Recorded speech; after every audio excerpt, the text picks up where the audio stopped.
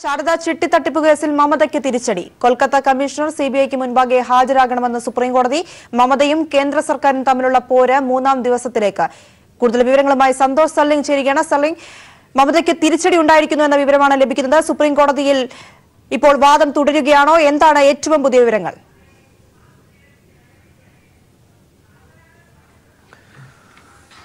പ്രിയ, ഈ സുപ്രീം കോടതിയിൽ വാദം പൂർത്തിയായിരിക്കുന്നു. ഈ കേസ് നിർണായകമായ ചില വഴിത്തിരിവുകളിലൂടെ ഇപ്പോൾ കടന്നു പോകുന്നു എന്ന് വേണം പറയാൻ. സുപ്രീം കോടതി തീരുമാനത്തിലെത്തിയിരിക്കുന്നു. ആരോപണ വിധേയനായ കൽക്കത്ത പോലീസ് കമ്മീഷണർ രാജീവ് കുമാർ CBIക്ക് മുമ്പിൽ ഹാജരാകണം. ഷിലോങ്ങിൽ വച്ച് CBIക്ക് മുമ്പിൽ ഹാജരാകണം എന്നാണ് സുപ്രീം കോടതി ഇപ്പോൾ ഉത്തരവിൽ പറഞ്ഞിരിക്കുന്നത്. എന്ന് മാത്രമല്ല, അറ്റോർണി ജനറലിന്റെ നിർബന്ധപ്രകാരം പശ്ചിമ ബംഗാൾ സർക്കാരിനെതിരെ കോടതി അലക്ഷ്യ നടപടികൾ ആരംഭിക്കാനും സുപ്രീം കോടതി തീരുമാനിച്ചു എന്നതാണ് ഏറ്റവും നിർണായകം. ഇതുമായി ബന്ധപ്പെട്ട് DGPക്കും ചീഫ് സെക്രട്ടറിക്കും സംസ്ഥാന സർക്കാരിനും നോട്ടീസ് അയക്കാൻ സുപ്രീം കോടതി തീരുമാനിച്ചു. 21-ാം തീയതി കേസ് വീണ്ടും പരിഗണിക്കും.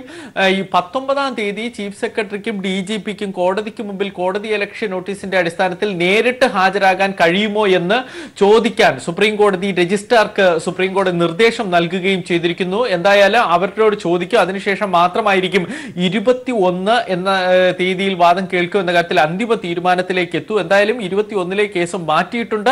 2 തീരുമാനങ്ങൾ സുപ്രീം കോടതിയിൽ എത്തിയിരിക്കുന്നു. കൽക്കത്ത പോലീസ് കമ്മീഷണർ രാജീവ് കുമാർ നേരിട്ട് ഹാജരാകണം. അയാളെ ഒരു കാരണവശാലും അറസ്റ്റ് ചെയ്യരുത് എന്ന് മാത്രമാണ് CBIക്ക് ഇപ്പോൾ സുപ്രീം കോടതി നൽകിയിരിക്കുന്ന നിർദ്ദേശം. അത് മാത്രമാണ് ആകെ ഒരു ആശ്വാസം എന്ന് പറയാവുന്നത്. മറ്റത് കോടതി അലക്ഷ്യവുമായി മുന്നോട്ട് പോകാൻ സുപ്രീം കോടതി തീരുമാനം എടുത്തിരിക്കുന്നു എന്നതാണ്. എല്ലാവർക്കും ഈ സംസ്ഥാന സർക്കാരിനും DGPക്കും ചീഫ് സെക്രട്ടറിക്കും സുപ്രീം കോടതി നോട്ടീസ് അയക്കുകയും ചെയ്യും. മമതാ ബാനർജിയെ സംബന്ധിച്ചോളം നിയമപരമായി വലിയൊരു തിരിച്ചടിയാണ് ഇപ്പോൾ സുപ്രീം കോടതിയിൽ നിന്നുണ്ടായിരിക്കുന്നത്. ഇന്ന് രാവിലെ വാദം ആരംഭിച്ചപ്പോൾ തന്നെ CBIക്ക് വേണ്ടി അറ്റോർണി ജനറലും സോളിസിറ്റർ ജനറലുമാണ് ഹാജരായത്. ഇരുവരും ഒരു പുതിയ സത്യവാങ്മൂലം സുപ്രീം കോടതിയിൽ സമർപ്പിച്ചതിലും ചൂണ്ടിക്കാണിച്ചിരുന്നത് ഒരു സായുധ വിപ്ലവമാണ് പശ്ചിമ ബംഗാളിൽ ഉണ്ടായതെന്നാണ്. സംസ്ഥാനം കേന്ദ്രത്തിനെതിരെ നടത്തിയ വിപ്ലവമാണ് അതൊന്നും വ്യക്തമാക്കി. കൊൽക്കത്ത പോലീസ് കമ്മീഷണർ മറ്റ് എവിഡൻസുകൾ നശിപ്പിച്ചു എന്നതിന് കൃത്യമായ തെളിവുകൾ തങ്ങളുടെ പക്കൽ ഉണ്ട് എന്നും അറ്റോർണി ജനറൽ അറിയിച്ചു. കാരണം 2013-ലാണ് ഈ ബന്ധപ്പെട്ട കേസ് CBIക്ക് വന്നത്. അതിനു മുമ്പ് തന്നെ രാജീവ് കുമാറിന്റെ നേതൃത്വത്തിലുള്ള പ്രത്യേക അന്വേഷണ സംഘം അന്വേഷണം പൂർത്തിയാക്കിയിരുന്നു. പ്രധാന പ്രതിയിൽ നിന്ന് മൊബൈലും ലാപ്ടോപ്പും അടക്കമുള്ളവ ഈ അന്വേഷണ സംഘം കൈവശം വയ്ക്കുകയും ചെയ്തു. എന്നാൽ അതിനുശേഷം CBIക്ക് ഈ മെറ്റീരിയലിൽ ചിലത് മാത്രമേ ലഭിച്ചുള്ളൂ. പൂർണ്ണമായും എല്ലാം ലഭിച്ചില്ല. ലഭിച്ച ഡോക്യുമെന്റുകളിൽ പോലും തങ്ങൾക്ക് സംശയമുണ്ട് എന്നും അറ്റോർണി ജനറൽ വ്യക്തമാക്കുകയും ചെയ്തു. ഒരു ഭരണഘടനാ സ്ഥാപനത്തെ തന്നെ നശിപ്പിക്കുന്ന പ്രവർത്തനമാണ് ഇത് നടന്നിരിക്കുന്നത്. അതുകൊണ്ട് തന്നെ രാജീവ് കുമാറിനെ ചോദ്യം ചെയ്യതേ മതിയാവുള്ളൂ. അദ്ദേഹം എവിഡൻസുകൾ നശിപ്പിച്ചു എന്ന പൂർണ്ണ ബോധ്യമുള്ളത് കൊണ്ടാണ് കഴിഞ്ഞ 3-ാം തീയതി രാത്രി അദ്ദേഹത്തിന്റെ വസതിയിലേക്ക് CBI പോയതെന്നും അറ്റോർണി ജനറൽ അറിയിച്ചു. പിന്നീട് സോളിസിറ്റർ ജനറൽ വാദിച്ചത് കൽക്കട്ട പോലീസ് ഇപ്പോൾ CBI ഉദ്യോഗസ്ഥർക്കെതിരെ വ്യാജ കേസുകൾ എടുക്കുകയാണ് എന്നാണ്. എന്നാൽ ഇതിനെയൊക്കെ പ്രതിരോധിച്ചത് പശ്ചിമ ബംഗാൾ സർക്കാരിന് വേണ്ടി ഹാജരായ മുതിർന്ന അഭിഭാഷകൻ മനു അഭിഷേക് സിംഗ്വിയാണ്. അദ്ദേഹം ഇതുവരെ ഒരു CBI ഉദ്യോഗസ്ഥരെ പോലും അറസ്റ്റ് ചെയ്തിട്ടില്ല എന്ന് പറഞ്ഞു. രണ്ടാമത് രാജീവ് കുമാറിന് വേണ്ടി വാദിച്ചപ്പോൾ വ്യക്തമാക്കിയത് രാജീവ് കുമാറിനെതിരെ ഒരു FIR പോലും ഇല്ലാതെ എങ്ങനെയാണ് അദ്ദേഹത്തിന്റെ വീട്ടിലേക്ക് CBI എത്തിയതെന്നായിരുന്നു. പക്ഷേ ഇതിന് മറുപടി ചീഫ് ജസ്റ്റിസ് തന്നെയാണ് നൽകിയത്. ഇപ്പോൾ കുഴപ്പം ആർക്കെന്ന് ഞങ്ങൾക്ക് മനസ്സിലായി, താങ്കൾ ഏറെ ചിന്തിക്കുന്നു എന്നാണ് ചീഫ് ജസ്റ്റിസ് രഞ്ജൻ ഗൊഗോയി ഒരു പരാമർശമായി അവിടെ പറഞ്ഞത്. അതിനുശേഷം ഈ രാജീവ് കുമാറിനെ വിളിച്ചു വരുത്തണം എന്ന കാര്യവും വളരെ ശക്തമായി തന്നെ മനു അഭിഷേക് സിംഗ്വി എതിർത്തു. പക്ഷേ സുപ്രീം കോടതി കാര്യത്തിൽ ഒരു ഉറപ്പ് നൽകിയത് അദ്ദേഹം വരട്ടെ, CBIക്ക് മുമ്പിൽ ഹാജരാകട്ടെ, അദ്ദേഹത്തെ അറസ്റ്റ് ചെയ്യില്ല എന്നതാണ്. ഇതിന് സ്ഥലവും നിശ്ചയിച്ചു, ഷിലോങ്ങിൽ വെച്ച് കാണട്ടെ എന്നാണ് ഇപ്പോൾ നിശ്ചയിച്ചിരിക്കുന്നത്. മറ്റൊന്ന് കോടതി അലക്ഷ്യമാണ്. കോടതി അലക്ഷ്യ നടപടികൾ എടുക്കണം എന്ന വാദത്തിൽ ഉറച്ചു നിന്നു അറ്റോർണി ജനറൽ. പക്ഷേ സുപ്രീം കോടതി ആദ്യഘട്ടത്തിൽ പറഞ്ഞത് ആദ്യം രാജീവ് കുമാറിന്റെ അന്വേഷണം പൂർത്തിയാകട്ടെ, അദ്ദേഹം CBIയുമായി സഹകരിക്കട്ടെ, അതിനുശേഷം നമുക്ക് പോരെ കോടതി അലക്ഷ്യം എന്നായിരുന്നു. പക്ഷേ അറ്റോർണി ജനറൽ അതിന് തയ്യാറായില്ല. കോടതി അലക്ഷ്യം എടുത്തേ മതിയാവുകയുള്ളൂ. കാരണം ഒരു CBI ഉദ്യോഗസ്ഥരെ അറസ്റ്റ് ചെയ്യുന്നത് അംഗീകരിക്കാനാകില്ല. അന്വേഷണവുമായി ബന്ധപ്പെട്ടാണ് ഉദ്യോഗസ്ഥർ പോയത് എന്നതായിരുന്നു. അവസാനം ഈ അറ്റോർണി ജനറലിന്റെ നിർബന്ധം കാരണത്താൽ കോടതി അലക്ഷ്യ നടപടികൾ ആരംഭിക്കാൻ സുപ്രീം കോടതി തീരുമാനിച്ചു. ഇതുമായി ബന്ധപ്പെട്ട് ചീഫ് സെക്രട്ടറിക്കും സംസ്ഥാന പോലീസ് മേധാവിക്കും നോട്ടീസ് അയച്ചിട്ടുണ്ട്. 21-ാം തീയതി കേസ് വീണ്ടും പരിഗണിക്കും. ഇരുവരും നേരിട്ട് ഹാജരാകാനാണ് ഇപ്പോൾ സുപ്രീം കോടതി പറഞ്ഞിരിക്കുന്നത്. അപ്പോൾ അവർക്ക് കഴിയുന്ന ഒരു സമയം നിശ്ചയിക്കണം. അതിന് 19-ാം തീയതി അവർക്ക് നേരിട്ട് ഹാജരാകാൻ കഴിയുമോ എന്ന് ചോദിക്കാനും സുപ്രീം കോടതി രജിസ്ട്രാർക്ക് സുപ്രീം കോടതി നിർദ്ദേശം നൽകിയിരിക്കുകയാണ്. എന്തായാലും മമതാ ബാനർജിയെ സംബന്ധിച്ചിടത്തോളം വലിയ തിരിച്ചടിയാണ് സുപ്രീം കോടതിയിൽ നിന്ന് ഉണ്ടായിരിക്കുന്നത്. തീർച്ചയായും സന്തോഷം, അത് തന്നെയാണ് കേന്ദ്രം ശ്രമിച്ചതും. ഇതിന് തന്നെയാണ് രാഷ്ട്രീയപരമായി ഈ ഒരു വിഷയത്തെ മുതലെടുക്കുക, മമതയ്ക്കെതിരെ ശക്തമായ രീതിയിൽ തിരിച്ചടി നൽകുക എന്ന രീതിയിലുള്ള ഒരു നീക്കം തന്നെയാണ് കഴിഞ്ഞ 2 ദിവസമായി നമ്മൾ കണ്ടുകൊണ്ടിരിക്കുന്നത്. പ്രധാനമായും ഒരു CBI ഏജൻസി, ഒരു CBI നൽകിയ സത്യവാങ്മൂലം എന്ന് പറയുന്നത് ഒരു സർക്കാരിനെതിരെ ഇതാദ്യമായിട്ടായിരിക്കും ഇത്രയധികം ആരോപണങ്ങൾ ഉയർത്തിക്കൊണ്ട് ഒരു സത്യവാങ്മൂലം കോടതിയിൽ സമർപ്പിക്കപ്പെടുന്നത്. ഇന്ന് ഈ ഒരു സത്യവാങ്മൂലത്തിൽ പ്രധാനമായും ആരോപിച്ച വിഷയങ്ങൾ, കാര്യങ്ങൾ എന്തൊക്കെയാണ്? ഈ സത്യവാങ്മൂലത്തിൽ സുപ്രീം കോടതിയിൽ CBI കടുത്ത പരാമർശങ്ങൾ ഉൾപ്പെടുത്തി എന്നതാണ് ശ്രദ്ധേയം. അതിൽ ആദ്യത്തേത് എന്ന് നമുക്ക് പറയാവുന്നത് ആ വാക്ക് തന്നെ ശ്രദ്ധിക്കേണ്ട ഒരു കാര്യമാണ്. ആംഡ് റിബല്യൻ എന്ന വാക്കാണ് CBI തങ്ങളുടെ സത്യവാങ്മൂലത്തിൽ ഉപയോഗിച്ചത്. അതായത് ഒരു സായുധ കലാപം പശ്ചിമ ബംഗാൾ സർക്കാർ കേന്ദ്ര സർക്കാരിനെതിരെ നടത്തി എന്നാണ് ഇതിൽ വ്യക്തമാക്കുന്നത്. CBI ഉദ്യോഗസ്ഥരെ ആദ്യം തടഞ്ഞു വെക്കുന്നു, കയ്യേറ്റം ചെയ്യുന്നു. അതിനുശേഷം CBI joint director Basti police വളഞ്ഞ് അദ്ദേഹത്തെ ബന്ദിയാക്കുകയും ചെയ്തിരിക്കുന്നു. എന്ന് മാത്രമേ ഇതൊക്കെ മുതിർന്ന പോലീസ് ഉദ്യോഗസ്ഥരുടെ നിർദ്ദേശപ്രകാരമാണ് അവിടെ അരങ്ങേറിയത്. അതിനുശേഷം ഒരു രാഷ്ട്രീയ പാർട്ടിയായ തൃണമൂൽ കോൺഗ്രസ് നടത്തിയ ധർണയിൽ സംസ്ഥാന പോലീസ് മേധാവി, സംസ്ഥാന അഡീഷണൽ DGP, പോലീസ് കമ്മീഷണർ അടക്കമുള്ള ഉദ്യോഗസ്ഥർ നേരിട്ട് ആ ധർണയിൽ പങ്കെടുക്കുകയും ചെയ്യുന്നു. ഇവർ സുരക്ഷ നോക്കേണ്ട ഉദ്യോഗസ്ഥരാണ് ഈ ധർണയിൽ പങ്കെടുക്കുന്നത്. ഇതൊരു അസ്വാഭാവികമായ സംഭവമാണ്. അത് ടെലിവിഷനുകളിലൂടെ രാജ്യം മുഴുവൻ കണ്ടു. രാജ്യത്തിന് തന്നെ നാണക്കേടായി ഈ സംഭവം മാറിയെന്നും നിർഭാഗ്യകരമാണ് കാര്യങ്ങളെന്നും CBI സത്യവാങ്മൂലത്തിന്റെ ഒരു ഭാഗത്ത് പറയുന്നു. മറുഭാഗത്ത് വ്യക്തമാക്കുന്നത് രാജീവ് കുമാറിനെതിരെയുള്ള ആരോപണങ്ങളാണ്. അത് അക്കമിട്ട് തന്നെ തിരുത്തുന്നു. 26/2018 തന്നെ ഈ രാജീവ് കുമാറിനുമായി ബന്ധപ്പെട്ടുള്ള തെളിവുകൾ തങ്ങൾക്ക് ലഭിച്ചു. ഇതുമായി ബന്ധപ്പെട്ട് രാജീവ് കുമാറിന് സമൻസ് അയച്ചു നേരിട്ട് ഹാജരാകാൻ. എന്നാൽ അദ്ദേഹം അതിന് തയ്യാറായില്ല. 2013 CBIക്ക് കേസ് ലഭിക്കുന്നതിന് മുമ്പ് തന്നെ പ്രത്യേക അന്വേഷണ സംഘ തലവൻ എന്ന നിലയിൽ രാജീവ് കുമാർ പ്രധാന പ്രതിയിൽ നിന്ന് എല്ലാ എവിഡൻസുകളും ശേഖരിക്കുകയും ചെയ്തു. അദ്ദേഹത്തിന്റെ മൊബൈൽ ഫോൺ, ലാപ്ടോപ്പ് തുടങ്ങിയവ എല്ലാം ശേഖരിച്ചു. എന്നാൽ അതിൽ പലതും പിന്നീട് കറപ്ഷൻ നടന്നിട്ടുണ്ട്. പല തെളിവുകളും നശിപ്പിക്കപ്പെട്ടിരിക്കുന്നു. തങ്ങൾക്ക് കൈമാറിയ രേഖകളെല്ലാം അപൂർണമായിരുന്നു. ഡോക്യുമെന്റുകളിൽ പോലും സംശയം ജനിപ്പിക്കത്തക്ക രീതിയിൽ തിരുത്തൽ വരുത്തിയിരിക്കുന്നു എന്നാണ് ഈ സത്യവാങ്മൂലത്തിൽ സുപ്രീം കോടതി പറഞ്ഞത്. ഇതിന് ഉത്ബോധകമായ തെളിവുകളും ഉണ്ട് എന്ന് സത്യവാങ്മൂലത്തിൽ പറയുന്നു. പക്ഷേ ഈ തെളിവുകളെല്ലാം ഒരു സീൽ ചെയ്ത കവറിൽ സമർപ്പിക്കാമെന്ന് പറഞ്ഞു. അതിനുശേഷം സുപ്രീം കോടതിയിൽ ഈ തെളിവുകൾ സീൽ ചെയ്ത കവറിൽ സമർപ്പിക്കുകയും ചെയ്തിട്ടുണ്ട്. പക്ഷെ വാദം ആരംഭിക്കുന്നത് വരെ സുപ്രീം കോടതി സീൽ ചെയ്ത കവർ തുറന്നു നോക്കിയോ പരിശോധിച്ചോ എന്ന് വ്യക്തമാക്കിയിട്ടില്ല. പക്ഷെ ഈ അഫിഡവിറ്റിലെ കാര്യങ്ങൾ തന്നെ ഏതാണ്ട് വ്യക്തം തന്നെയാണ്. എങ്ങോട്ടാണ് കേന്ദ്ര സർക്കാരും CBIയും വാദം ഉന്നയിക്കുക എന്ന് വ്യക്തമായിരുന്നു. അതിനുശേഷം വാദം ഉന്നയിക്കാൻ ഇന്നലെ വരെ സോളിസിറ്റർ ജനറലാണ് എത്തിയെങ്കിൽ ഇന്ന് അറ്റോർണി ജനറലിനെ തന്നെ സുപ്രീം കോടതിയിൽ കേന്ദ്ര സർക്കാർ ഹാജരാക്കി. അദ്ദേഹം അപ്പോൾ തന്നെ കോടതി അലക്ഷ്യവുമായി ബന്ധപ്പെട്ട് കേന്ദ്ര സർക്കാർ പോകും എന്ന് ഉറപ്പായിരുന്നു. ഇന്ന് അറ്റോർണി ജനറൽ വാദിച്ചപ്പോൾ സുപ്രീം കോടതി എടുത്തു പറഞ്ഞത് നമുക്ക് രാജീവ് കുമാറിന്റെ കാര്യത്തിൽ ആദ്യം ഒരു തീരുമാനമുണ്ടാക്കാം, അദ്ദേഹം ഹാജരാകട്ടെ എന്നതായിരുന്നു. പക്ഷേ അറ്റോർണി ജനറൽ അത് മാത്രമായി നിന്നില്ല. പകരം ഈ കോടതി ഇലക്ഷൻ നടപടികൾ കൂടി വേണം എന്ന കാര്യത്തിൽ ഉറച്ചു നിൽക്കുകയും ചെയ്തു. അങ്ങനെയാണ് ഇപ്പോൾ കോടതി ഇലക്ഷൻ കൂടി മമതാ സർക്കാരിനെതിരെ തുടങ്ങിയിരിക്കുന്നത്. എന്തായാലും നിയമപരമായി ഇരട്ട തിരിച്ചടി തന്നെ മമതാ ബാനർജിക്ക് ഉണ്ടായിരിക്കുന്നു. ഇനി കോടതി ഇലക്ഷൻ നടപടികൾ മമതാ ബാനർജി നേരിടണം.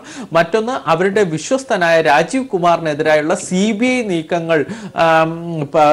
നീക്കങ്ങൾ കൂടി പ്രതിരോധിക്കാൻ ചുമതല കൂടി മമതാ ബാനർജിക്ക് വന്നു ചേർന്നിരിക്കുകയാണ്. അങ്ങനെ രണ്ട് ഇരട്ട തിരിച്ചടി മമതയ്ക്ക് ലഭിച്ചിരിക്കുന്നു. മമത ഇതിനിപ്പോ നിയമപരമായി ഇത് എത്രത്തോളം പ്രതിരോധിക്കാനാകും എന്ന സംശയമാണ്. ഇനി ഈ കോടതി ഇലക്ഷത്തിൽ നിന്ന് തലയൂരുക അത്ര എളുപ്പമായിരിക്കില്ല. പക്ഷെ രാഷ്ട്രീയമായി നേരിടാനുള്ള കോപ്പുകൾ തന്നെ മമതാ ബാനർജി സ്വരുക്കൂട്ടും എന്ന് ഉറപ്പ്. സന്തോഷ്, അപ്പോഴും മമതയ്ക്ക് ആശ്വസിക്കാവുന്ന ഒരു കാര്യം എന്ന് പറയുന്നത് രാജീവ് കുമാറിന്റെ അറസ്റ്റ് പാടില്ല എന്ന് കോടതി പറഞ്ഞിട്ടുണ്ട്. ഇപ്പോൾ അവസാനമായി ഈ ഒരു സുപ്രീം കോടതി തീരുമാനം വന്നതിന് പുറകെ മമത പ്രതികരിച്ചതും ഇത് തന്റെ ധാർമ്മിക വിജയമാണ്, അതുകൊണ്ടാണ് കോടതി ഈ ഒരു അറസ്റ്റ് പാടില്ല എന്ന് പറഞ്ഞത് എന്നാണ്. അവിടെയും മമതയ്ക്ക് ഒരു ചെറിയ ആശ്വാസമായി ഈ അറസ്റ്റ് വേണ്ട എന്ന് പറഞ്ഞത് കാണാം അല്ലേ?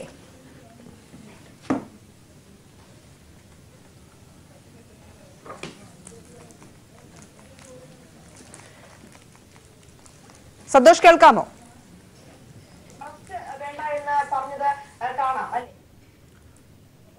പ്രിയ, തീർച്ചയായും. അതായത് ഇപ്പോൾ മമതാ ബാനർജിക്ക് ആകെ ആശ്വസിക്കാൻ കഴിയുന്ന ഒരു കാര്യം എന്ന് പറയുന്നത് ഇദ്ദേഹത്തിനെ ഈ അറസ്റ്റ് ചെയ്യരുത് എന്ന് സുപ്രീം കോടതി പറഞ്ഞത് എന്ന് മാത്രമാണ്. കാരണം ഇയാൾ സുപ്രീം കോടതി ഈ നിർദ്ദേശാനുസരണം CBIക്ക് മുമ്പിൽ ഹാജരാകുന്നത് പോലും മമത എതിർത്തിരുന്നു എന്നതാണ് പ്രധാനപ്പെട്ട കാര്യം. ഇന്ന് പശ്ചിമബംഗാൾ സർക്കാരിന് വേണ്ടി ഹാജരായ മനു അഭിഷേക് സിംഗ്വി വാദത്തിലുടനീളം പറഞ്ഞത് രാജീവ് കുമാർ അദ്ദേഹത്തിന്റെ പക്കലുള്ള എല്ലാ തെളിവുകളും CBIക്ക് കൈമാറി കഴിഞ്ഞു.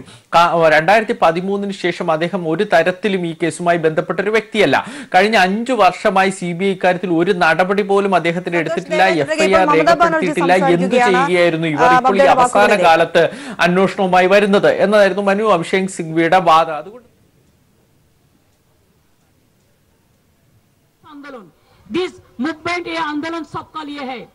2019 में मोदी जी नहीं आएंगे. हमारा दिक्कत क्या था? हम मोदी जी का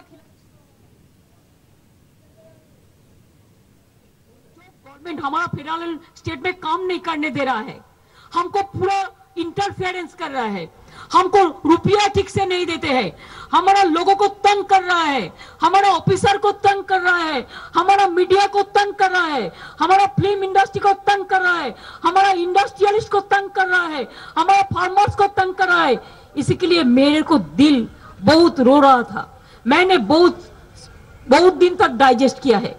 कितना तक कोई तो बोले, कुछ तो बोले, कुछ तो बोलना चाहिए. आपको पता है, you are speaking from talking from ABP. आपका दोस्त को नौकरी कैसे गया था, वो थ्रेट करता है सांबादिक को, इसको निकाल दो, उसको निकाल दो, ऐसा तरीका से. मेरे को पता है सब. तो इसी के लिए 4 पॉइंट देखिए आज क्लियर है. एक पॉइंट है, उन्होंने एलिगेशन किया था स्टेट गवर्नमेंट और पुलिस के खिलाफ में कंटेम्प्ट ऑफ कोर्ट, नहीं माना, नहीं हुआ, रिजेक्टेड. नंबर 2, बहुत सारे एलिगेशन ले आया था, that is also rejected. Number 3, mutual place में बात करने के लिए पहले भी ऑर्डर था, हम लोग उसको मान के ही पास लेटर दिया, म्यूचुअल पास प्लेस में आके बात करो. चौथी बात यह है कि राजीव कुमार को अरेस्ट नहीं होगा. तो इसमें क्या होता है, वो जानबूझ के सबको अरेस्ट करके रख देता है और क्या करता है, बंगाल से लेकर उड़ीसा जेल में भेज देता है. जैसे देखिए हमारा सुदीप बंदोपाध्याय के क्या किया, 7 दिन का अंदर उसको जेल उड़ीसा में जाना पड़ता है. कितना रुपया लगता है ठाड़ने के लिए, फ्लाइट भाड़ा के लिए, ट्रेन भाड़ा के लिए, हर रोज बेइज्जती करता है. जिधर में जिसको भी अरेस्ट करता है उड़ीसा में लेके चला जाता है. अब बंगाल में अरेस्ट किया, उड़ीसा के में क्यों ले जाएगा? जानबूझ के तंग कर रहा है. किसी को दिल्ली ले जाता है, किसी को उड़ीसा में ले जाता है, किसी को क्या है.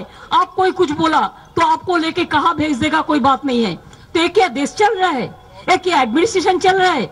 हम इसी को लिए कहेंगे कि आज का जीत हमारा जीत नहीं है. Is a victory of the people, victory of save India, victory of democracy, victory of. Mamata Banerjee supreme കോടതിയുടെ തീരുമാനം വന്നതിന് ശേഷമുള്ള പ്രതികരണമാണ് നടത്തിക്കൊണ്ടിരിക്കുന്നത്. അതിന്റെ തത്സമയ ദൃശ്യങ്ങളാണ് നമ്മൾ കണ്ടുകൊണ്ടിരുന്നത്. രാജ്യത്തിന്റെ ബിഗ് ബോസ് ആണ് മോദി എന്ന് ധരിക്കരുത്, ജനാധിപത്യമാണ് ബിഗ് ബോസ്, അതുതന്നെയാണ് രാജ്യത്തിന്റെ ഏറ്റവും വലിയ ഘടകമെന്ന് മമത പറഞ്ഞിരിക്കുകയാണ്. മാത്രമല്ല രാജീവ് കുമാറിന്റെ അറസ്റ്റ് പാടില്ലെന്നുള്ള കോടതിയുടെ തീരുമാനം തങ്ങളുടെ ധാർമ്മിക വിജയം തന്നെയാണെന്നും ഭാവി പരിപാടികളെ കുറിച്ച് പ്രതിപക്ഷവുമായി കൂടിയാലോചിച്ച് തീരുമാനിക്കുമെന്നും മമത പറഞ്ഞിരിക്കുകയാണ്. വീണ്ടും സന്തോഷ് ചേരുകയാണ്. സന്തോഷ്, ഇപ്പോൾ മമതയുടെ പ്രതികരണമാണ് നമ്മൾ കേട്ടുകൊണ്ടിരുന്നത്. മമത പ്രധാനമായും പറഞ്ഞിരിക്കുന്നത് തന്റെ ധാർമ്മിക വിജയം തന്നെയാണ് ഉണ്ടായിരിക്കുന്നത്, ഈ രാജീവ് കുമാറിന്റെ അറസ്റ്റ് വേണ്ട എന്നുള്ള കോടതി തീരുമാനത്തിലൂടെ. ഒപ്പം തന്നെ ഭാവി പരിപാടികളെ കുറിച്ച് പ്രതിപക്ഷത്തിലെ നേതാക്കളുമായി തീരുമാനിച്ച് മുൻപോട്ട് പോകുമെന്നാണ് ഇപ്പോൾ മമത പറഞ്ഞിരിക്കുന്നത്.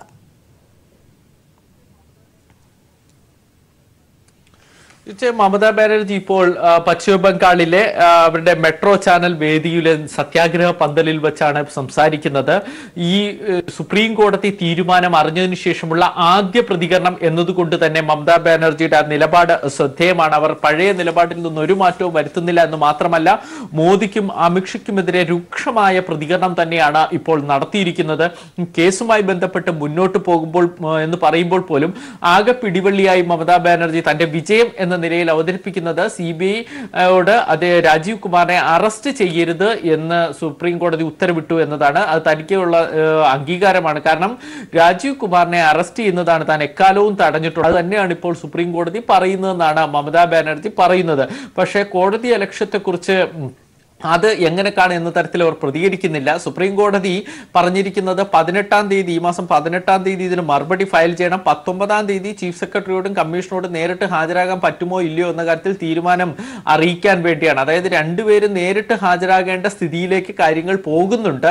അതിനെക്കുറിച്ച് മമത ഇപ്പോൾ അധികം പ്രതികരിക്കുന്നില്ല. നേരിടും എന്ന് പറയുന്നതിനപ്പുറത്തേക്ക് രാജീവ് കുമാറിനെ അറസ്റ്റ് ചെയ്യരുത് എന്ന് പറഞ്ഞത് വലിയ വിജയമായി ഉയർത്തി കാണിക്കാനാണ് മമത ശ്രമിക്കുന്നത്. അപ്പോഴും രാഷ്ട്രീയ ആരോപണങ്ങൾക്ക് മമത ഒരു കുറവും വരുത്തുന്നില്ല. മോദിയും അമിത്ഷയും അനാവശ്യമായി പശ്ചിമ ബംഗാളിൽ രാഷ്ട്രീയ അസ്ഥിരത ഉണ്ടാകാൻ ശ്രമിക്കുകയാണ് എന്നാണ് മമതാ ബാനർജി ഇപ്പോഴും ആ സമര പന്തലിൽ നിന്ന് ആരോപിക്കുന്നത്. ലോക്സഭയിലും രാജ്യസഭയിലും ഇതേ വിഷയം ഉന്നയിച്ച് തൃണമൂൽ കോൺഗ്രസ് അംഗങ്ങൾ ഇന്നും നടുത്തളത്തിൽ ഇറങ്ങി പ്രതിഷേധിക്കുകയും ചെയ്യുന്നുണ്ട്. സന്തോഷ് തുടരുക. ശാരദ ചിട്ടി തട്ടിപ്പ് കേസിൽ മമതയ്ക്ക് തിരിച്ചടി ഉണ്ടായിരിക്കുകയാണ്. കൊൽക്കത്ത കമ്മീഷണർ CBIക്ക് മുൻപാകെ ഹാജരാകണമെന്ന് സുപ്രീം കോടതി. മമതയും കേന്ദ്ര സർക്കാരും തമ്മിലുള്ള പോര് 3-ാം ദിവസത്തിലേക്ക് നീങ്ങിയിരിക്കുന്നു. വിവരങ്ങളാണ് സന്തോഷ് സള്ളിംഗ് നൽകിക്കൊണ്ടിരിക്കുന്നത്. ശാരദ ചിട്ടി തട്ടിപ്പ് കേസിൽ മമതയ്ക്ക് തിരിച്ചടി. കൊൽക്കത്ത കമ്മീഷണർ CBIക്ക് മുൻപാകെ ഹാജരാകണമെന്ന് സുപ്രീം കോടതി പറഞ്ഞിരിക്കുകയാണ്. മമതയും കേന്ദ്ര സർക്കാരും തമ്മിലുള്ള പോര് അങ്ങനെ 3-ാം ദിവസത്തിലേക്ക് നീളുന്ന സ്ഥിതിയാണ് ഉണ്ടായിരിക്കുന്നത്. വിവരങ്ങളുമായി സന്തോഷ് വീണ്ടും ചേരുകയാണ്. സന്തോഷ്, ഇന്ന് കോടതി ഈ വാദം കേൾക്കുന്നതിനിടയിൽ ചോദിച്ച പ്രധാന കാര്യങ്ങളിൽ ഒന്നാണ് ഈ ഒരു വിഷയം, ഈ ഒരു കേസ് 5 വർഷം കഴിഞ്ഞ് ഇത്ര താമസിച്ച് എന്തുകൊണ്ട് പരിഗണിച്ചു, അതിനെന്താണ് കാരണം എന്ന് കോടതി ചോദിച്ചിരുന്നു. അതിനെന്ത് വിശദീകരണമാണ് നൽകിയത്?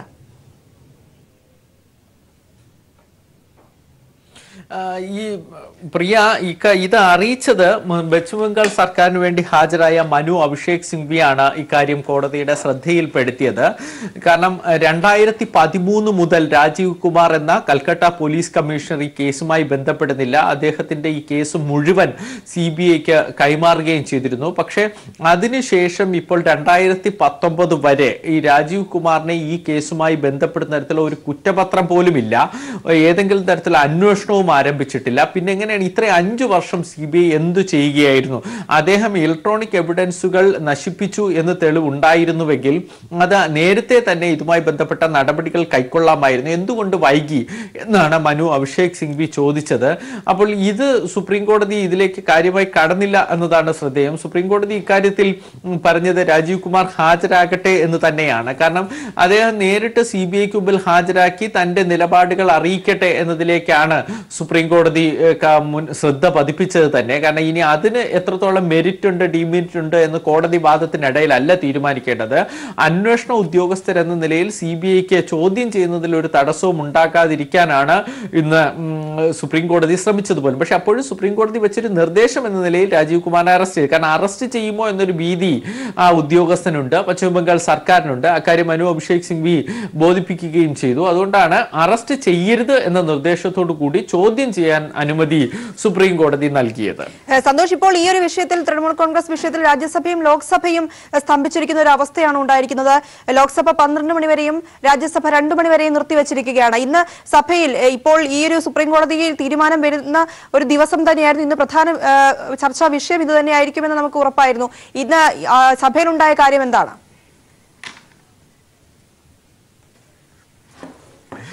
പ്രിയ, ഇന്ന് രാവിലെ രാജ്യസഭയും ലോക്സഭയും ആരംഭിച്ചപ്പോൾ തന്നെ തൃണമൂൽ കോൺഗ്രസ് അംഗങ്ങളും പ്രതിപക്ഷവും ഒറ്റക്കെട്ടായി സഭയുടെ നടുത്തളത്തിലിറങ്ങി കേന്ദ്ര സർക്കാരിനെതിരെ മുദ്രാവാക്യം വിളികളുമായി എത്തി. രാവിലെ 10 മണിയോടുകൂടി തന്നെ തൃണമൂൽ കോൺഗ്രസിന്റെ MP-മാർ രാജ്യസഭയിലും ലോക്സഭയിലും ബംഗാൾ വിഷയം ചർച്ച ചെയ്യണം എന്നാവശ്യപ്പെട്ടുകൊണ്ട് അടിയന്തര പ്രമേയത്തിന് നോട്ടീസ് നൽകിയിരുന്നു. അതിനുശേഷം 11 മണിക്ക് സഭ ആരംഭിച്ചപ്പോൾ സ്പീക്കർ സുമിത്ര മഹാജൻ വിഷയം ഇപ്പോൾ ചർച്ചയ്ക്ക് എടുക്കുന്നില്ല എന്നറിയിച്ചു. അതേ തുടർന്നാണ് വലിയ ബഹളത്തിലേക്ക് കാര്യങ്ങൾ പോയത്. തൃണമൂൽ കോൺഗ്രസിന് ഒപ്പം ഈ പ്രതിപക്ഷ പാർട്ടി നിരയും ഒറ്റക്കെട്ടായി രംഗത്തുണ്ട് എന്നതാണ് ശ്രദ്ധേയം. കാരണം ഈ ഭരണപക്ഷത്തും പ്രതിപക്ഷത്തും ഇല്ലാതെ സഭയിൽ ഇതുവരെ നിലപാടെടുത്തിരുന്ന ബിജു ജനതാദളിന്റെ BJD അടക്കമുള്ളവർ നേരത്തെ NDAക്കൊപ്പം നിൽക്കെ NDAക്കെതിരെയുള്ള പ്രക്ഷോഭ പരിപാടികൾക്ക് അധികം പിന്തുണ നൽകാതിരിക്കുകയും ചെയ്ത ശിവസേനയും ഈ പ്രതിഷേധത്തിൽ മമതയ്ക്കൊപ്പം ചേർന്നു എന്നത് ശ്രദ്ധേയമായി. അങ്ങനെ ഒരു പ്രതിഷേധം ഉണ്ടായതോടുകൂടിയാണ് ലോക്സഭ നിർത്തിവെക്കേണ്ടി വന്നത്. രാജ്യസഭയിലാകട്ടെ നേരത്തെ തന്നെ പ്രതിപക്ഷത്തിന് മേൽക്കൈയുണ്ട്. ഈ സഭാ നടപടികൾ മുന്നോട്ട് കൊണ്ടുപോകാൻ വെങ്കയ്യ നായിഡുവിന് കഴിഞ്ഞതുമില്ല. ചോദ്യോത്തരവേള പോലും ആരംഭിക്കാൻ ഇരു സഭകളിലും കഴിഞ്ഞിട്ടില്ല. ഇരു സഭകളുടെ അജണ്ട പ്രകാരം പാർലമെന്റിന്റെ ബഡ്ജറ്റ് സമ്മേളനം അതിനു മുന്നോടിയായി രാഷ്ട്രപതിയുടെ നയപ്രഖ്യാപനത്തിലുള്ള നന്ദി പ്രമേയ അവതരിപ്പിക്കണം. എന്തായാലും ഇത് രണ്ടിന്റെ ആദ്യ ഘട്ടത്തിൽ പോലും കടക്കാൻ കഴിഞ്ഞ 2 ദിവസമായി ഇരു സഭകൾക്കും കഴിഞ്ഞിട്ടില്ല. ഇരുസഭകൾ ഇന്നിപ്പോൾ പിരിഞ്ഞു. ലോക്സഭ 12 മണിവരെയാണ് ലോക്സഭ നിർത്തിവച്ചിരിക്കുന്നത്, രാജ്യസഭ 2 മണിവരെയും. എന്തായാലും ഇരു സഭകളും ചേരുമ്പോൾ സമാനതകളില്ലാത്ത പ്രതിഷേധം തന്നെയാകും ഉണ്ടാവുക. പാർട്ടികളെ സംബന്ധിച്ചിടത്തോളം ഈ സഭാ കാലയളവിലെ അവസാന സഭാ സമ്മേളനമാണ് മുന്നേറുന്നത്. അതുകൊണ്ട് തന്നെ ഒറ്റക്കെട്ടായി പ്രതിഷേധിക്കാൻ കിട്ടുന്ന ഒരു അവസരമായി ഈ വിഷയത്തെ അവർ ഉപയോഗിക്കുകയും ചെയ്യുന്നുണ്ട്. തീർച്ചയായും അത് തന്നെയാണ്. ഈ ലോക്സഭാ തെരഞ്ഞെടുപ്പ് അടുത്തിരിക്കുന്ന സമയത്ത് ഈ ഒരു വിഷയം ഇപ്പോൾ പൊങ്ങി വന്നത് കേന്ദ്ര സർക്കാരിനെ സംബന്ധിച്ചിടത്തോളം വലിയൊരു ഭീഷണി ഉയർത്തുന്ന കാര്യം തന്നെയായിരുന്നു. ഇന്നിപ്പോൾ സുപ്രീം കോടതി ഇത്തരത്തിലൊരു തീരുമാനം എടുത്തിട്ടുണ്ടെങ്കിൽ പോലും ഇപ്പോഴും കേന്ദ്ര സർക്കാരിന്റെ ഭയം അങ്ങനെ തന്നെ ഉണ്ടാകുമെന്ന് നമുക്ക് പ്രതീക്ഷിക്കാൻ കഴിയും. ഒരു പക്ഷേ വ്യക്തമായ തെളിവുകൾ ഹാജരാക്കാൻ കേന്ദ്രത്തിന് കഴിഞ്ഞില്ലായിരുന്നുവെങ്കിൽ മമതയ്ക്ക് കൂടുതൽ സാധ്യതകൾ തെളിഞ്ഞു വരുന്ന ഒരു സാഹചര്യം തന്നെ ഉണ്ടായിരുന്നു ഈ ഒരു വിഷയത്തിൽ. പ്രിയ, ഇതിലൊരു പ്രധാന കാര്യമെന്ന് പറയുന്നത് ഇവിടെ കേന്ദ്ര സർക്കാർ ഈ വിഷയത്തെ നിയമപരമായാണ് ഇപ്പോൾ കൈകാര്യം ചെയ്യുന്നത്. അതേസമയം മമതാ ബാനർജി ആകട്ടെ രാഷ്ട്രീയമായും. അതുകൊണ്ടാണ് പാർലമെന്റ് വേദികളിൽ മമതാ ബാനർജിക്ക് മേൽക്കൈ കിട്ടുന്നത്. ഈ വിഷയത്തിൽ പ്രതിപക്ഷ പാർട്ടികൾ ഒന്നടങ്കം അവരോടൊപ്പം എത്തുകയും ചെയ്തു.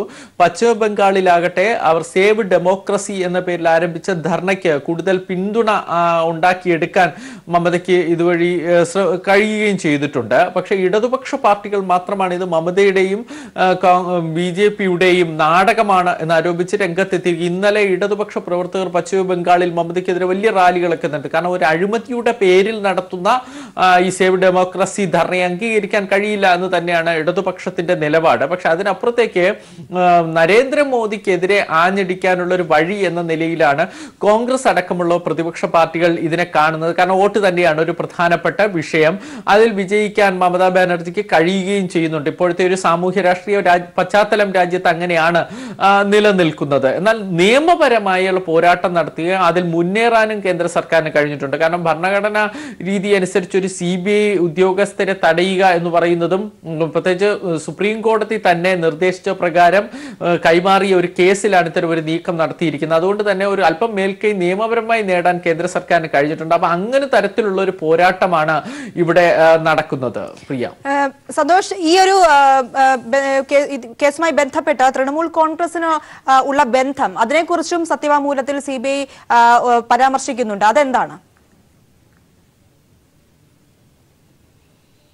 തീർച്ചയായും. കാരണം ഈ തൃണമൂൽ കോൺഗ്രസ് എന്ന പേര് തന്നെ സത്യവാങ്മൂലത്തിൽ CBI എടുത്തു പറയുന്നു എന്നതാണ് ശ്രദ്ധേയം. ഇന്നലെ സുപ്രീം കോടതിയിൽ ഒരു പ്രാഥമിക കുറിപ്പ് CBI നൽകിയപ്പോൾ അവിടെ പറഞ്ഞിരിക്കുന്ന ഒരു രാഷ്ട്രീയ പാർട്ടി എന്ന് മാത്രമേ പറഞ്ഞിട്ടുണ്ടായിരുന്നുള്ളൂ. ഇന്ന് അത് കടന്നിട്ട് തൃണമൂൽ കോൺഗ്രസ് എന്ന പേര് തന്നെ ഉപയോഗിക്കുന്ന, അത് ഉപയോഗിക്കുന്ന ഭാഗം ശ്രദ്ധിക്കാം.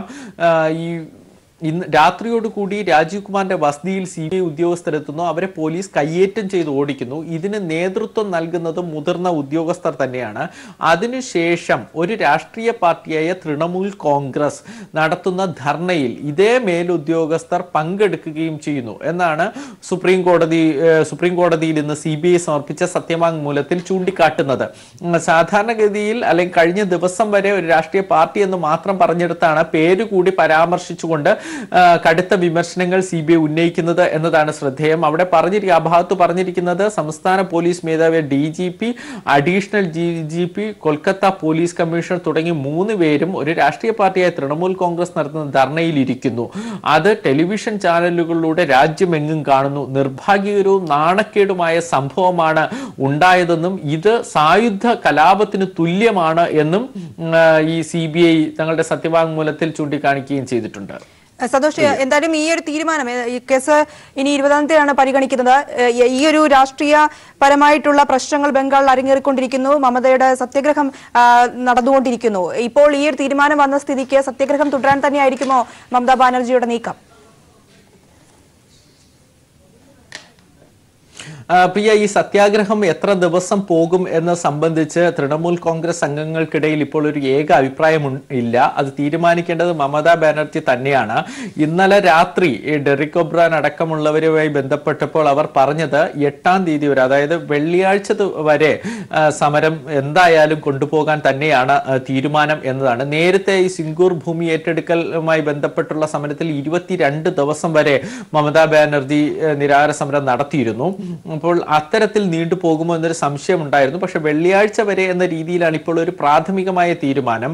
സുപ്രീം കോടതിയിൽ നിന്നൊരു അനുകൂല തീരുമാനം ഉണ്ടായതിനു ശേഷം സമരം അവസാനിപ്പിക്കാം എന്നതായിരുന്നു ഒരു ധാരണയെങ്കിൽ പോലും ഇപ്പോൾ ലഭിച്ചിരിക്കുന്നത് ഒരു അനുകൂല തീരുമാനമാണോ എന്ന കാര്യത്തിൽ സംശയമുണ്ട്. കാരണം കോടതി അലക്ഷ്യ നടപടികളൊക്കെ എടുക്കുന്നുണ്ട്. അപ്പോൾ സ്വാഭാവികമായി ഇനി മമതാ ബാനർജിക്ക് ഒരു രക്തസാക്ഷി പരിവേഷം ഉണ്ടാക്കാനായിരിക്കും തൃണമൂൽ കോൺഗ്രസ് ശ്രമിക്കുക. അതിന് സമരം എന്തായാലും കുറച്ച് ദിവസം കൂടി നീട്ടിക്കൊണ്ടുപോകും. ഇപ്പോൾ മുഖ്യമന്ത്രിയാകട്ടെ തന്റെ ഔദ്യോഗിക പരിപാടികളെല്ലാം മാറ്റിവെച്ചാണ് ഇപ്പോൾ സമരത്തിൽ പങ്കെടുക്കുന്നത്. ഇന്നലെ പശ്ചിമബംഗാൾ നിയമസഭയുടെ ബഡ്ജറ്റ് അവതരണ ദിവസമായിരുന്നു. എന്നാൽ ആ ബഡ്ജറ്റ് അവതരണത്തിൽ പോലും മുഖ്യമന്ത്രി പങ്കെടുത്തില്ല. അതിനു തൊട്ട് മുമ്പ് ഈ സമരപന്തലിൽ മന്ത്രിസഭാ യോഗം വിളിച്ചുകൂട്ടി ഈ ബഡ്ജറ്റിന് അംഗീകാരം നൽകിയതിനു ശേഷം മറ്റു മന്ത്രിമാരെയും MLA-മാരെയും സഭയിലേക്ക് പറഞ്ഞു വിടുകയായിരുന്നു മമതാ ബാനർജി ചെയ്തത്. അവർ ഈ സത്യാഗ്രഹ പന്തലിൽ തന്നെ തങ്ങി. മറ്റു പ്രതിപക്ഷ പാർട്ടികളെയൊക്കെ അവർ ഈ പന്തലിലേക്ക് ക്ഷണിക്കുകയും ചെയ്യുന്നുണ്ട്. ഇന്നലെ രാത്രിയോട് തേജസ്വി യാദവ് അടക്കമുള്ളവർ പന്തലിലെത്തി അവരെ കാണുകയൊക്കെ ചെയ്തു. തമിഴ്നാട്ടിൽ നിന്ന് കനിമൊഴിയും ഈ പന്തലിലെത്തി മമതാ ബാനർജിക്ക് പിന്തുണയൊക്കെ പ്രഖ്യാപിച്ചിട്ടുണ്ട്. അപ്പോൾ ഇത് കുറച്ചുകൂടി ഒരു രാഷ്ട്രീയമായി മൂർച്ഛിച്ച് മുന്നോട്ട് കൊണ്ടുപോവുക, അതിനുശേഷം സത്യാഗ്രഹം ഒരു ഘട്ടത്തിൽ അവസാനിപ്പിക്കുക എന്നതായിരിക്കും. അത് വെള്ളിയാഴ്ചയോടുകൂടി ഇക്കാര്യത്തിൽ ഒരു തീരുമാനം ഉണ്ടാകുമെന്നാണ് ഡെറിക് ഒബ്രാൻ അടക്കമുള്ളവർ പറയുന്നത്. തീർച്ചയായും സന്തോഷ്, ഒരിക്കൽ കൂടി സത്യവാങ്മൂലത്തിൽ പറഞ്ഞിരിക്കുന്ന കാര്യങ്ങളൊപ്പം തന്നെ അതിരൂക്ഷ വിമർശനമാണ് CBI നടത്തിയത് സർക്കാരിനെതിരെ. അതിന്റെ വിശദാംശങ്ങൾ ഒരിക്കൽ കൂടി അറിയേണ്ടതുണ്ട്.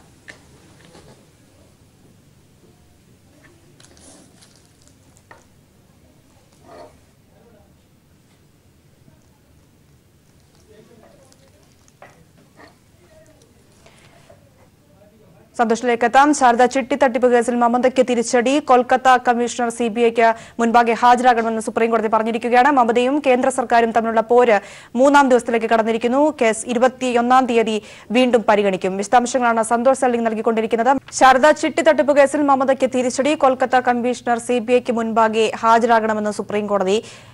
മമതയും കേന്ദ്ര സർക്കാരും തമ്മിലുള്ള പോര് 3-ാം ദിനത്തിലേക്ക് കടന്നിരിക്കുകയാണ്. ഈ കേസ് 21-ന് വീണ്ടും പരിഗണിക്കും. വിവരങ്ങളുമായി വീണ്ടും സന്തോഷ് സല്ലിംഗ് ചേരുകയാണ്. സന്തോഷ്, ഒരിക്കൽ കൂടി CBI നൽകിയ സത്യവാങ്മൂലത്തിൽ പറഞ്ഞിരിക്കുന്ന പ്രധാന ആരോപണങ്ങളെക്കുറിച്ചും ഒപ്പം തന്നെ അതിരൂക്ഷമായ വിമർശനമാണ് CBI സർക്കാരിനെതിരെ ഇന്ന് നടത്തിയത് കോടതിയിൽ. അതിനെക്കുറിച്ചും ഒരു വിശദാംശം ഒരിക്കൽ കൂടി.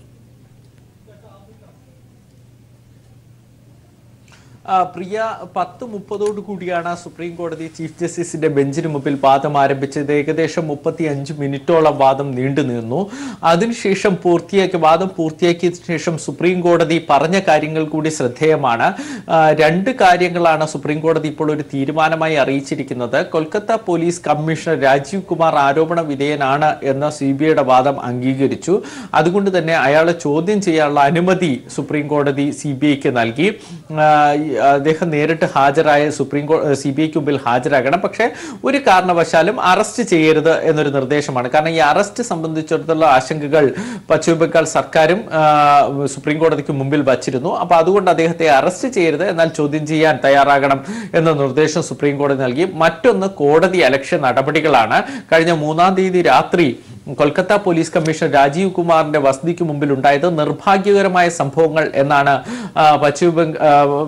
CBI അറിയിച്ചിരുന്നത്. ഇത് അംഗീകരിച്ചുകൊണ്ടാണ് കോടതി ഇലക്ഷൻ നടപടികളിലേക്ക് കടക്കാൻ സുപ്രീം കോടതി അനുമതി നൽകിയിരിക്കുന്നത്. സംസ്ഥാന പോലീസ് മേധാവി, ചീഫ് സെക്രട്ടറി തുടങ്ങിയവർക്ക് നോട്ടീസ് അയച്ചു. ഇവർ ഈ 18-ാം തീയതിക്കകം മറുപടി സത്യവാങ്മൂലം ഫയൽ ചെയ്യണം. 19-ാം തീയതിക്കകം നേരിട്ട് ഹാജരാകുമോ ഇല്ലയോ എന്ന കാര്യത്തിൽ ഒരു തീരുമാനം അറിയിക്കണം. 21-ാം തീയതി തുടർവാദം നടത്തും എന്നും സുപ്രീം കോടതി വ്യക്തമാക്കുകയും ചെയ്തു. ഇപ്പോൾ ശ്രീ PV തോമസ് നമുക്കൊപ്പം ചേരുകയാണ്. ശ്രീ PV തോമസ്, മമതാ ബാനർജിക്ക് തിരിച്ചടി ഇരിക്കുന്ന ഒരു തീരുമാനമാണ് ഇപ്പോൾ സുപ്രീം കോടതിയിൽ നിന്നും ഉണ്ടായിരിക്കുന്നത്. കൊൽക്കത്ത കമ്മീഷണർ CBIക്ക് മുൻപാകെ ഹാജരാകണമെന്നാണ് കോടതി പറഞ്ഞിരിക്കുന്നത്. എന്താണ് ഇതിൽ താങ്കളുടെ പ്രതികരണം? ഇത് പരിപൂർണമായ തിരിച്ചടിയാണെന്ന് ഞാൻ കരുതുന്നില്ല. കാരണം CBIയുടെ മുമ്പാകെ ഹാജരാകില്ലെന്ന് ഒരിക്കലും പറഞ്ഞിട്ടില്ല ഇവര്. പക്ഷേ സെർച്ച് വാറന്റോ അല്ലെങ്കിൽ വാച്ച് വാറന്റോ ഒന്നുമില്ലാതെ അദ്ദേഹത്തിന്റെ വീട്ടിലേക്ക് പോയതിനെയാണ് അവർ എതിർത്തത്. അങ്ങനെയാണ്. പക്ഷെ CBIയുടെ ഒരഭിപ്രായം അനുസരിച്ച് അത് അവര് ഹാജരാകണമെന്ന് പറഞ്ഞു. CBIയുടെ അഭ്യർത്ഥന അതായിരുന്നു. അതായത് പോലീസ് കമ്മീഷണർ CBIയുടെ മുമ്പായി ഹാജരാകണമെന്ന് പറഞ്ഞു. അതിൽ അവർ വിജയിച്ചു. CBI വിജയിച്ചു. അത് അന്വേഷണ ഏജൻസിയുടെയും കേന്ദ്രത്തിന്റെയും വിജയം തന്നെയാണ്. പക്ഷെ അതേപോലെ തന്നെ പറയുകയുണ്ടായി അറസ്റ്റ് ചെയ്യാൻ പാടില്ല എന്ന് പറയുന്നുണ്ട്. അറസ്റ്റ് ചെയ്യാൻ പാടില്ല എന്ന് പറയുന്നത് വളരെ ഇമ്പോർട്ടന്റ് ആയിട്ടുള്ള കാര്യമാണ്. അതായത് അങ്ങനെയാണെങ്കിൽ വീട്ടിലേക്ക് പോകാനും മറ്റുള്ള അത്രമാത്രം തീവ്രത കാണുന്നില്ല. രണ്ടാമത് അറിയേണ്ട ഒരു കാര്യം, എവിഡൻസ് ഡിസ്ട്രോയ് ചെയ്തെന്നാണ് പറയുന്നത്. അവരുടെ വിഷയം പറഞ്ഞിരുന്നു. അതിനെക്കുറിച്ച് എന്താണ് തെളിവ് കൊടുത്ത് എന്നറിയാൻ പാടില്ല. അതിനെക്കുറിച്ച് വ്യക്തമായ തെളിവ് കൊടുത്താൽ തീർച്ചയായിട്ടും അറസ്റ്റ് ചെയ്യാൻ തന്നെ പറയുമായിരുന്നു. അപ്പോൾ അങ്ങനെ ഒരു സംഭവം ഉണ്ടാകാത്തതിന്റെ അർത്ഥത്തിൽ നമ്മൾ മനസ്സിലാക്കുന്നത് ലഘുവായിട്ട് മാത്രമേ സുപ്രീം കോടതി കാണുന്നുള്ളൂ. സുപ്രീം കോടതി തന്നെ പറയുകയുണ്ടായി കനത്ത നടപടികളെടുക്കും, അവർ പരിഹരിക്കേണ്ട രീതിയിലുള്ള നടപടികളെടുക്കും എന്ന് പറയുണ്ടായിരുന്നില്ലേ. പക്ഷെ അങ്ങനെ തെളിവ് നശിപ്പിച്ചതിനുള്ള ഒരു തെളിവും കൊടുത്തതായിട്ട് കാണുന്നില്ല. ഉണ്ടെങ്കിൽ അറസ്റ്റ് ചെയ്യലെന്ന് പറയുകയില്ലായിരുന്നു. ഏതായാലും കേസ് 21-ാം തീയതി നമുക്ക് കാത്തിരിക്കാം. ഇനി ഏതായാലും ഷില്ലോങ്ങിലേക്കാണ് പോകേണ്ടത് പോലീസ് കമ്മീഷണർക്ക്. CBI വിഭാഗത്തിന് പോകണം. അദ്ദേഹത്തിന് അത് ശരിക്കും അതൊരു കീഴടങ്ങൽ തന്നെയാണ്. പക്ഷേ അതിനുശേഷമുള്ള കാര്യങ്ങൾ നമുക്ക് നോക്കാം. ഇതിങ്ങനെ വളരെ വർഷങ്ങളായിട്ട് നീളുന്നൊരു കേസാണ്. അദ്ദേഹത്തെ പല പ്രാവശ്യം ക്വസ്റ്റ്യർ അയച്ചു കൊടുത്തിട്ടുണ്ട്. അതുപോലെ തന്നെ അദ്ദേഹം പറഞ്ഞു ക്വസ്റ്റ്യർ അയച്ചു കൊടുക്കാൻ പറഞ്ഞു, അത് അയച്ചു കൊടുത്തു. പക്ഷേ അദ്ദേഹം 3-4 സമ്മൻസിന് അദ്ദേഹം പോവുകയുണ്ടായില്ല. അവസാനമാണ് ഇപ്പോൾ ഇവിടെ ഈ സംഭവം ഏറ്റവും സംഭവവികാസം വന്നിരിക്കുന്നത്. ഒരു കോൺസ്റ്റിറ്റ്യൂഷണൽ ക്രൈസിസ് ആയിട്ട് മാറിയിരിക്കുന്നത്. തൽക്കാലം ആ ക്രൈസിസിന് ഒരു പിരിമുറുക്കം അടഞ്ഞിരിക്കുകയാണ്. അത് നല്ല കാര്യം തന്നെയാണ്. ശ്രീ PV തോമസ്, ഇവിടെ കോടതി ഇന്ന് ചോദിച്ച പ്രധാന കാരണം നമ്മൾ കഴിഞ്ഞ ദിവസമൊക്കെ ചർച്ച ചെയ്തപ്പോൾ ഉണ്ടായ ആ ഒരു വിഷയം തന്നെയാണ്. അതായത് 5 കൊല്ലം കാലതാമസം ഉണ്ടാക്കിയത് എന്തുകൊണ്ട് ഈ ഒരു കേസിലെന്നും നടപടി ഇത്ര പെട്ടെന്ന് പിന്നീട് എന്തുകൊണ്ട് ആരംഭിച്ചു എന്നും കോടതി ചോദിച്ചിട്ടുണ്ട്. അത് സംബന്ധിച്ച് തീർച്ചയായും ചോദിച്ചിരിക്കുന്നുണ്ട്. കാരണം അതൊക്കെ കോടതി അത് നടപടിയെടുത്തിരിക്കുന്നു. അത് കോടതിയുടെ ശ്രദ്ധ വരുത്തിയിട്ടുണ്ട്. അപ്പൊ അത് കേന്ദ്രത്തിനും CBIക്കും ഒരു തിരിച്ചടി തന്നെയാണ്. അത് അങ്ങനെയുള്ള ചോദ്യങ്ങൾ ചോദിക്കുമ്പോൾ അവര് ആ ചോദ്യത്തിന് ഒരു ഉത്തരം പറയേണ്ടതായിട്ടിരിക്കുന്നു. എന്തുകൊണ്ടാണ് ഇതിങ്ങനെ വൈകിയത്? എന്തുകൊണ്ടാണ് ഇപ്പോൾ ഈ ഇലക്ഷൻ വാതിൽക്കൽ വന്ന് നിൽക്കുമ്പോൾ അവര് ഇപ്പൊ അറസ്റ്റിനും കാര്യങ്ങൾക്കുമായിട്ട് ഇപ്പോൾ ചോദ്യം ചെയ്യാനായിട്ട് വരുന്നത്? അറസ്റ്റ് ആണോ എന്ന് നമുക്കറിയില്ലായിരുന്നു അവരുടെ ഉദ്ദേശം. പക്ഷേ ഏതായാലും വരവേതൊരു അതിക്രമിച്ചു കയറ്റമായിരുന്നു. അപ്പോൾ ഇതിനെല്ലാം മറുപടി പറയേണ്ടതായിട്ട് വരും. അതുകൊണ്ട് സുപ്രീം കോടതിയും CBIയുടെ നടപടി അത്ര കാര്യമായിട്ട് ഗണിക്കുന്നില്ല, വകവയ്ക്കുന്നില്ല എന്നുള്ള കാര്യമാണ് ഇതിനുള്ള ഈ ചോദ്യങ്ങളിൽ നമ്മൾ മനസ്സിലാക്കേണ്ടത്. അതുപോലെ തന്നെ അറസ്റ്റ് ചെയ്യരുതെന്ന് പ്രത്യേകം പറയുന്നത് നമ്മൾ മനസ്സിലാക്കേണ്ടത്. തീർച്ചയായും വളരെ നന്ദി ശ്രീ PV തോമസ് ഞങ്ങളുടെ ഈ വിഷയത്തിൽ പ്രതികരിച്ചതിന്.